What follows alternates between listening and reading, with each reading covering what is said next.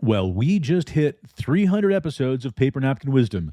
That's 300 napkins, enough to host a picnic for an army or clean up after one toddler.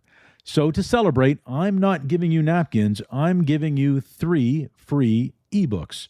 Go to papernapkinwisdom.com, scroll to the contact form at the bottom, type book, and we'll send you the demand blueprint, the profit blueprint, and the gratitude ritual. That's $25 in value because wisdom wipes up better than ketchup. Welcome to Paper Napkin Wisdom, where we share pearls of wisdom shared by some of the world's top entrepreneurs, leaders, and difference makers. Here's your host, Govind Jayaraman. Hi, I'm Govind Jayaraman, and this is Paper Napkin Wisdom, episode 311. Welcome. Here we talk about ideas small enough to fit on a napkin, but big enough to change your life. And today we're joined by Dr. Jenny Hoffmann. She's a leader, innovator, and connector in the world of health tech. And as the executive director of the New England Medical Innovation Center, Jenny has dedicated her career to bridging the gap between bold ideas and real-world impact, between technology and humanity. And at the heart of what she shares today, we wonder, what if leadership wasn't about having all the answers, but about asking better questions? And what if the real breakthrough comes when you drop the armor and invite others in? In this episode, we really explore how vulnerability can be a catalyst for trust, how curiosity fuels innovation, and how empathy transforms teams into communities. As you listen, consider this. Where in your life could opening up create more connection, more creativity, and more courage? Let's listen in. Dr. Jenny Hoffmann, welcome to Paper Napkin Wisdom. I'm excited to have you here today. Thank you so much for having me. I'm excited to be here. So you shared a fun napkin, and you know, in our intro, I talk about how curious I get about people's stories. So your napkin really aligns. Your message really aligns with that.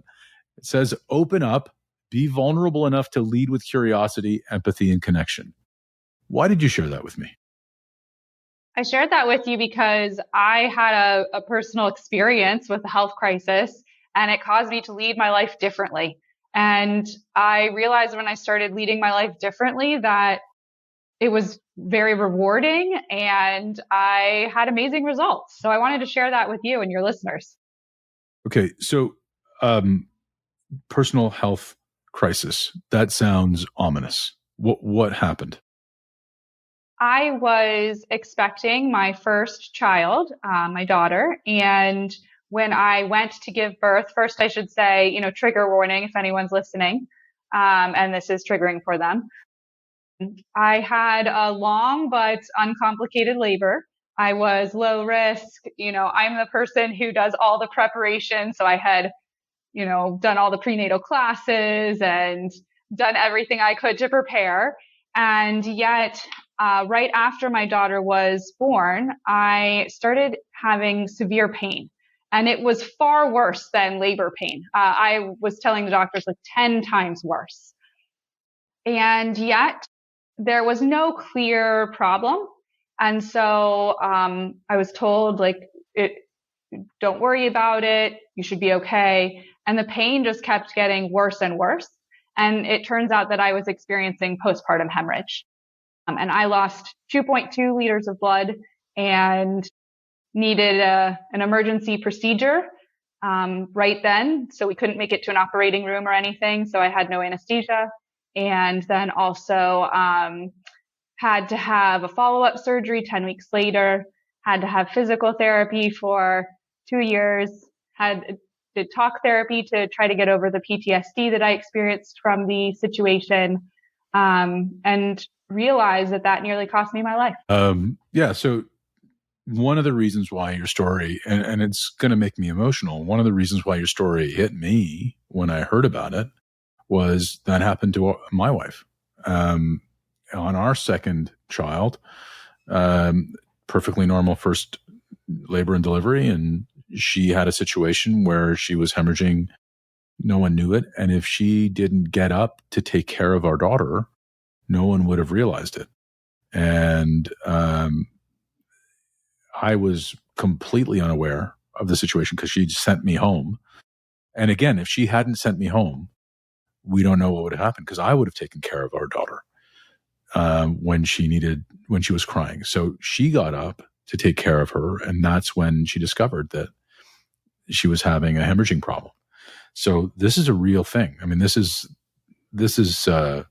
horrible, and I can't even imagine how you were feeling. I only know the other side of it. I know how I was feeling in that situation. So 2.2 liters of blood, that's a lot of blood. For context, for people listening, again, this is life and death. Half a woman's normal blood volume. That's right. That's half of your blood volume. And yes, much less than that, there's almost no coming back from it. Even though it's half, like once you get below that 50% level, it's perilous. It's very difficult. So you are on the line, which is incredible. And thank you for sharing your story as well, because I had no idea that you had direct personal experience with this. And you're right, this is real. This happens. Postpartum hemorrhage is the leading cause of maternal mortality. Yeah. And I think that when we think about that, we hear about how in the old days, right? People say in the old days,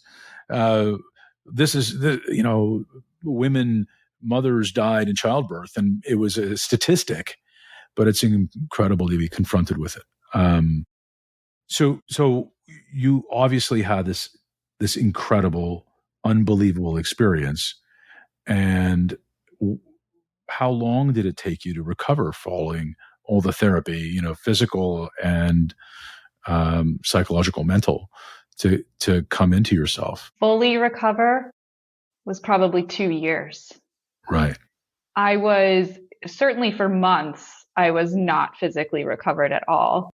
At the end of a year, I could see myself more, that I live with passion and energy. So I was coming back to life, and I could see that. My friends and family could see that. But it was a couple years, really, which felt like a very long time. And how did that impact your early years with your daughter? What an interesting question. It's something that obviously you can see in my reaction still impacts me, because I wasn't able to lift her because I wasn't strong enough, and the doctors were concerned about, further hemorrhaging. And so I couldn't lift her for weeks to a couple months. And I felt like that impacted my bond with her from the very beginning. And I do feel like she's 9 now, so I think we have a very close bond now. But it definitely limited the way I could interact with her and how I could interact with her. And luckily, my family was supportive. My friends were supportive, so they were helping me lift her. And so I could still spend time with her. But it definitely impacted that bond. And the other way it impacted me is that every year on her birthday, which I intend to make a celebration for her and of her, it was a triggering event for me. So I ended up having to do quite a bit to prepare for her birthday every year. And so I learned to take the day off work and practice self-care and surround myself with close family and maybe 1 or 2 friends who could help me celebrate my life as well as celebrate her birthday. That's beautiful. I love that you had all that support, because I think one of the narratives, at least watching Stacy experience it at that time, one of the narratives were, even with her first child, she had a very long labor the first time. And I remember her sitting there or lying there, saying, like, what's wrong with me? Everybody else had no problems. Everybody else, so there was this narrative running in her mind against herself the entire time. And then when she got out of it, she was told by her friends, well, we just didn't want to tell you the truth. And we didn't want to tell you how hard it is and how bad it is. And she was like, well, the whole time I thought there was something wrong with me because no one spoke about it. And then with our second child, when this happened, it sort of the whole thing, the whole narrative came back up again. Was that something that played a role for you in your early years as well? Definitely. That is part of the reason that I wrote to you, Open Up, because I felt like we need to share these stories. So my first labor was 24 hours. I went on to have a second child. So that's the positive news about this. And we can talk about that too. But That's a miracle considering what was going on, right? I mean, yes, it's a miracle. We had a third as well, and miraculous. It's amazing. Exactly. That one was 18 hours. So I was grateful to have 6 hours less. But yes, both of those felt very long. And I don't have sisters. I'm an only child myself. And so I suppose I didn't have people who had opened up to me about what the experience was really like. And after my experience, and because I was still struggling with my health, I had always been taught as a leader in work to not be as vulnerable and share as much information. And so it was in opening up that I realized how much it benefited others to actually hear what labor is really like and what complications can happen, not to scare them in any way, but just so that you're educated and knowledgeable, and then you can also prepare. And that was the turning point, the difference for me. So I don't want to get too gendered about this, but is there a different story that you think you were told as a female leader in a global firm? I mean, you ascended to be brand manager for a brand that everybody in the world knows. Like everybody knows what Gore-Tex is, right? So you reached a pinnacle of leadership in a multinational organization, and was there something else that a second narrative that you may have been fighting in the work environment that said, hey, no, you need to show up not emotional, not sensitive, not open, not empathetic. You need to be a boss. And a boss is this directive kind of person. Is that something else that you had to encounter or learn and then unlearn? It was definitely a narrative I fought. We could ask, where did that narrative come from?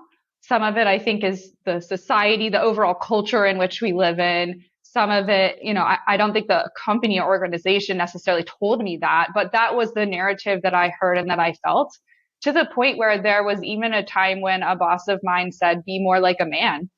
And I realized that he did that with good intention. And the intent was to tell me to be more assertive. And I realized that women as leaders get stuck in a catch-22 where we're told to be more assertive, but then we also expect women to not be as assertive. And so that's the catch. And I realized that I had to just show up as me and what was my style. And I could be most effective as me, not trying to be somebody else. Yeah. So, and I think it's really, there are two sides of that, right? There's no puppet master pulling strings saying, oh no, we're going to tell everybody to walk and talk this way. And so there's some good intention behind some of the overt, like be more like a man, the advice that you got, but also the covert, the codification of what leadership ought to have looked like. And I think what's really neat now is there's more of an acceptance for people becoming who they really are and being that person in leadership, as opposed to being somebody else and then trying to put on a different hat to be a leader, right? But being yourself in leadership is really something that is encouraged more and more, isn't it? I believe that it is. And I also think it's why it's the exact right time to have this conversation and be talking about opening up, because we've got to shed those outdated beliefs. Right. How did you, so you've used your own experience, right? Coming through this obviously incredible, impactful is not the right word, because it impacts every part of your life. And you start to develop this idea that no, in fact, closing my mind or closing this part of my life off from everybody else as a leader is not the right way to do it. Opening up is the right way to do it. Let's talk Exactly. about the experimentation of that, because I'm sure it wasn't like a eureka moment where you just came in and were changed. It probably evolved. Am I wrong? That's true. It evolved. The first time that I really remember it, it's still stuck in my mind, is I was waiting for a meeting to start with a former boss of mine. We had worked together for over 7 years, so we knew each other well. And he hadn't seen me since I had returned from maternity leave. And he asked First me, time or the second time? this is the first time. The first time, okay. And he asked me how the baby and I were doing. And I said, actually, it's quite a story. It didn't go well. And when I told him, first, he was vulnerable enough to show some emotion. But his question for me was, what did I learn? And I'm somebody who typically responds very quickly and thinks very quickly. And yet it took me a minute to think about, oh, what did I learn from that? Because I was still stuck in a moment of like, why did this happen to me? Right. And so that changed my perspective, took me out of that suffering enough that I could say, I learned I was stronger than I knew. I didn't know I could survive something like that. And I learned that I could trust my intuition. I knew something was wrong and I was right, and I advocated for myself. And I learned to live with less fear, because if I could survive something like that, then whatever resistance was happening at work, or whatever challenge there was, I could likely overcome. Yeah, And that's not the same as losing 2.2 liters of blood. You that's right. got this. You got That's this. exactly right. I've got anything else. And so it caused me to then realize that when other challenges, because life is full of challenges, resistance, moments of incredible difficulty. So in those times, I could ask myself, what did I learn? And become really curious about the resistance and the challenge instead of getting stuck in it. Have you maintained a relationship with this former boss? I have, yes. Yeah, I would be surprised if you didn't, because anybody who showed up that way in that moment is got to be a pretty extraordinary person, especially to come up with what you learned. Because really what they were doing in that moment was helping you make the shift from why did this happen to me to why did this happen for me? What can I take from this? Like, how am I at the cause of this? And that's a really powerful thing to do as a leader, right? It's probably the most powerful thing you can do as a leader, because being a leader is really about helping those around you achieve their purpose. And that's what he enabled me to do. That's so great. Helping others around you to achieve their purpose. So you answered that I learned I was stronger than I am. I learned to trust my intuition, and you lived with less fear. Those are powerful outcomes from one conversation that you've, remembered for many years later.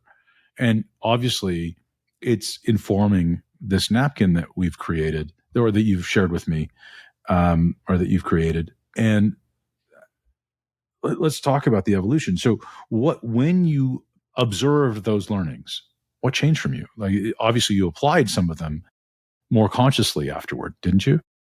Absolutely. I love asking questions. And so the curiosity, maybe I'm also an engineer, so maybe the curiosity was somewhat built in, but I made it much more intentional, especially as a leader in the face of challenge. So if I was trying to influence a decision, I feel like we're often taught to just share our point of view or share our perspective. And that doesn't always work. And I would get frustrated if that didn't work. And instead, I switched that and started asking questions. So apply the curiosity. What matters to the other person? Why are they resisting? What would they care about? And that was really critical to helping me overcome challenges and then be able to achieve things that I didn't think were possible. Yeah. And I think that's really powerful, right? So you're right. When the pressure's on, it's like ready, fire, aim. It's not, there's no what are we shooting at? Nobody's talking about that, but that's an important question. Like, why are we shooting? What are we shooting at? What's going on? Why is this urgent? There's a lot of questions we can be asking. So what's one way? You said you became intentional in the face of challenge. This is really important stuff. And I think a lot of leaders, there's somewhere out there, there's a leader listening right now and he's saying, oh my gosh, I just need to react. I don't have time to get all of the information. And you used intentionality to get to a place of curiosity. Let's talk about how you develop that muscle. I'm sure it's much, much more habitual now, but moving from that reaction mode to a curious mode can be challenging for some, right? Absolutely. It was challenging for me. And honestly, what I'd say in opening up and being vulnerable here, it is still challenging for me. I still got feedback even 2 weeks ago to slow down and take a pause. So it is an ongoing life lesson and learning. So how do you do it? What's the first step in getting that intentionality and to move from reaction to curiosity? I think the first step was realizing that that's what I wanted to do. So deciding that I wanted to be intentional there. And that was actually realizing exactly the concern that you had with the time, that it would take more time, or I don't have time to be curious and stop and ask questions. The first place I experienced this was I did R&D portfolio management. So of all the money that a company is going to invest in new products, where should it go? And the conversation with the decision makers would typically be about, I want this project and I want that one, and here's why. And it was just like you said, what if you stop and say, well, what are we trying to achieve overall? And what will our criteria be? And ask those questions from the very beginning, and then you can start talking about specific projects. But people rarely want to take the time to ask those questions and be curious first. But you start to realize that if you're not curious and you don't ask those questions first, it actually takes longer because you then will, there'll be different points of view and it'll be difficult to overcome them. And how do you get everyone to support a particular decision? So it was realizing that in not getting curious, I was going to either not achieve the results I wanted or it was going to take longer. Yeah, I love that. And really, there's a lot of leadership punditry that says the greatest leaders are the best listeners. Yes. But you can't be a good listener if you're not curious. You just can't. You have to be curious. So you want to be a better listener? Get genuinely curious about what somebody else is thinking, what their perspective is, what the world looks like from their way, from their side of the table. And things change pretty quickly. But the next step after curiosity is empathy, because being curious and listening to them but not giving a dang doesn't really matter much, right? You got it exactly. It's great to be curious, but then you have to show the empathy. And this actually started for me in sharing my story of postpartum hemorrhage. And I started sharing it because I was having the health challenges and sometimes I get triggered at work. And so I wanted people to understand why I might react in a certain way at work. And this actually happened because on the year anniversary of the postpartum hemorrhage, I was at work that day and it was a particularly challenging day. And my mentor, who is an amazing person, I broke down to him really. And luckily, he took it in a very respectful way, very professional way. And I also learned to always take my daughter's birthday off in the future, that it wasn't worth it to be at work then. But it really caused me to start sharing my story so people knew why I was reacting, why I was struggling. Because basically if I felt like I wasn't heard, then it would trigger that it felt like a life and death situation. It triggered that PTSD. And even if it was nothing to do with a life and death situation, it was just a decision we were making at work and I wanted my perspective to be more heard. And so I needed people around me to know that. And so I started sharing what I was doing. And I realized that other women, just like you shared with your story, other women started saying, you know what, I experienced complications as well. And I had a difficult time here as well. And that's where the empathy started, because it was something that I could relate to and understand how difficult it was. And they started sharing what their experience was like. So that was the heart of the empathy to me, but it really opened my heart. And then it led to this third piece, which is connection, because the connection was then where the magic happened. But to me, the empathy then gave me the inspiration that through the difficult times, I knew why I was continuing through. Yeah. I can't even, there's so much there, and it's so powerful here that you're taking this thing that you experienced the hardest of ways and have turned this into a framework to share with others. And I really do believe that we are our best for the world when we give to others what we needed most ourselves. And you really needed these tools for you, and you were gifted them. You were lucky and to be supported in some really beautiful ways at critical times, and it noticed what that did for you and have made that part of your intentional practice. It's incredible how you've done that. And it's an incredible gift that you're paying forward. And I wonder if you've noticed that. I really appreciate you saying that. My first thought was it didn't feel like a gift at the time, since growth often feels painful. So I want to acknowledge that the discomfort that you have to go through in applying curiosity, empathy, and connection. And I would say that I realized about the paying it forward very early on in my life. I'm actually one of the first in vitro fertilization babies in the United States. And I went into health technologies because people made it possible for me to be here. So I went and got a PhD in bioengineering because I wanted to pay it forward. I wanted to have a similar impact on healthcare innovation, just like people made it possible for me to be here. So I had that intentionality. I'm a very reflective person, and I had some of that intentionality earlier, but it was magnified through my own experience. You're pretty understated. Like, I had some of that intentionality, but I went and got a PhD to pay for it. Like that. That's a little unaligned in terms of the magnitude of the intentionality, but that's beautiful. So thank you. Okay, so let's take the curiosity, empathy, and you said connection. Yes. What does that look like? What is that part? The connection is all about the community of people around you. Connection is where you apply what you learned in the curiosity and the opening of your heart that you got in the empathy to bond with people. And this connection is so critical for a couple reasons. The first reason is that when you're overcoming a challenge, there are times when you just don't have enough strength yourself to keep going. There were moments when I could not get out of bed and keep going. And it was literally and figuratively leaning on somebody else that kept me going. That's in the physical health recovery crisis, but it's the same as a leader at work. There are times when it just feels like nothing is going your way, nothing's going right. Even the external world can be changing, and there's just so many headwinds that you wonder if you should keep going, keep fighting as a leader. And so it's relying on the community around me that kept me going at times.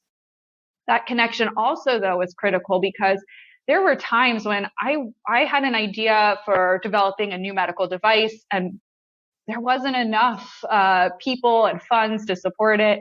And I was able to use my curiosity and empathy to create connection with other people who volunteered to give their extra time, their extra strengths to get a project going. And so that connection created an inspiration and a determination that wouldn't have otherwise been there. Yeah, there's a recent conversation I had with a great friend who's also a doctor, a PhD, Dr. Malik Muhammad.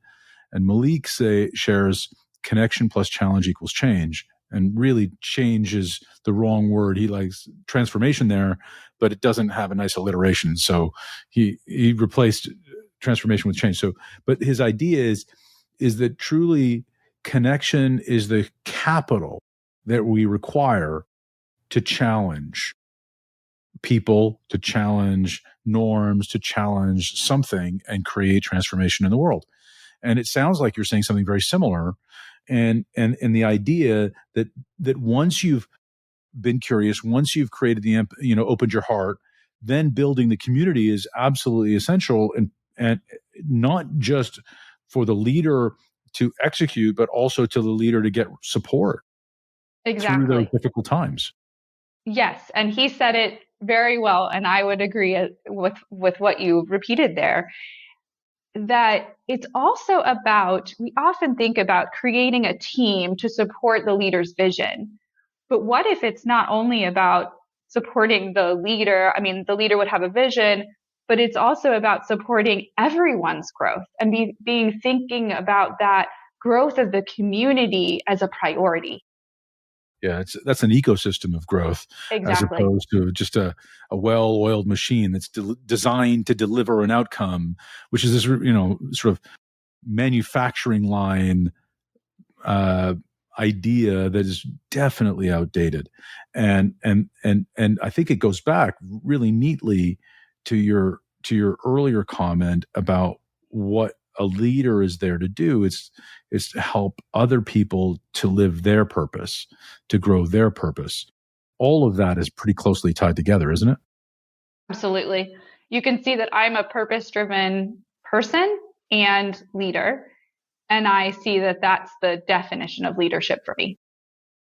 That's amazing. So talk about, again, you ascended to some pretty, people would, from the outside looking in, and maybe even yourself, you would say, hey, I was doing pretty well. I was pretty successful in my career at leading the Gore-Tex brand globally. That's pretty big.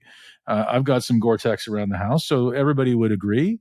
But at the same time, you've really accelerated from that time to something that's much greater for you afterward, right? Like, things have really changed once you've adopted this philosophy.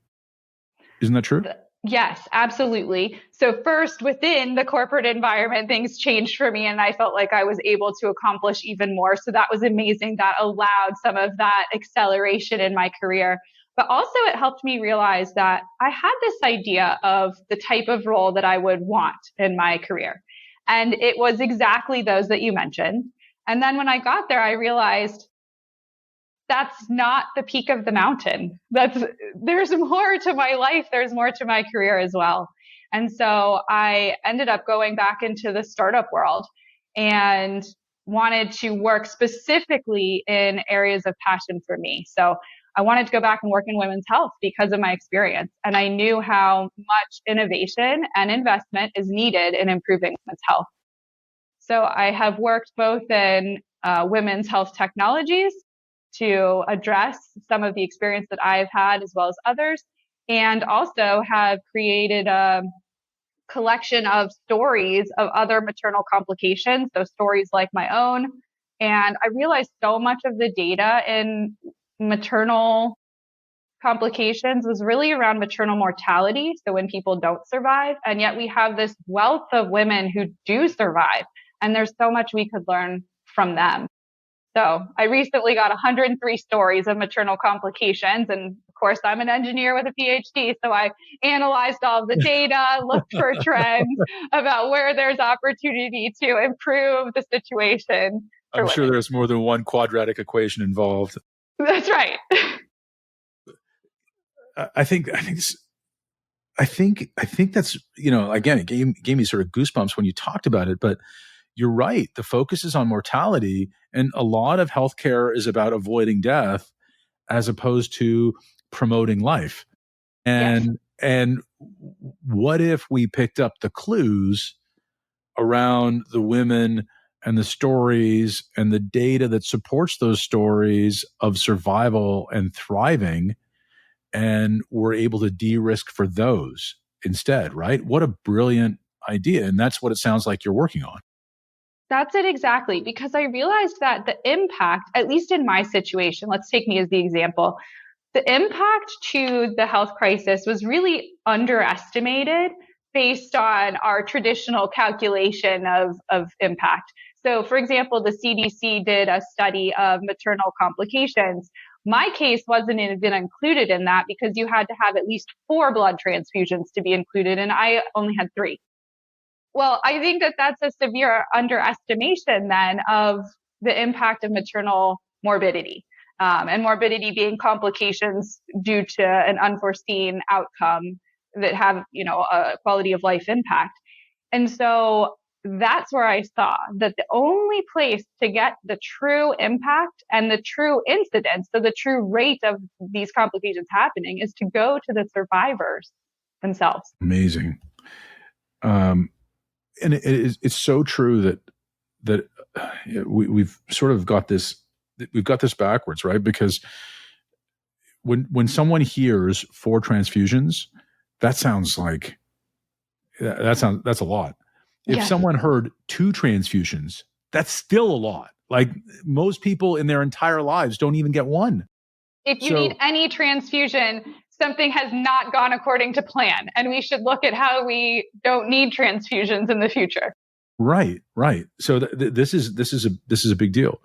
So your work has accelerated you in purpose's direction, and what has that done?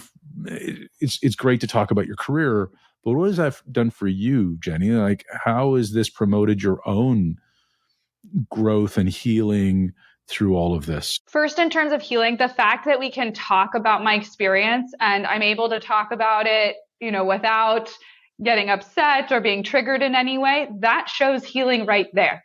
So for anyone who's been through a difficult situation, acknowledge the celebrate the small steps, the celebrate the success, because that is progress right there. The second thing I'd say is people around me just realized how they comment about how much I just live with so much meaning, so much life. I come with this passion. I show up with energy, and that is very meaningful for people. And that to me is acknowledgement of the healing and the realization of I found my purpose and I'm living my purpose. And I truly believe that everyone can do that. And it's so critical for leaders to show up as their whole selves and open up. Yeah. Without getting too woohoo about this, it's almost like 2 people were born on that day, right?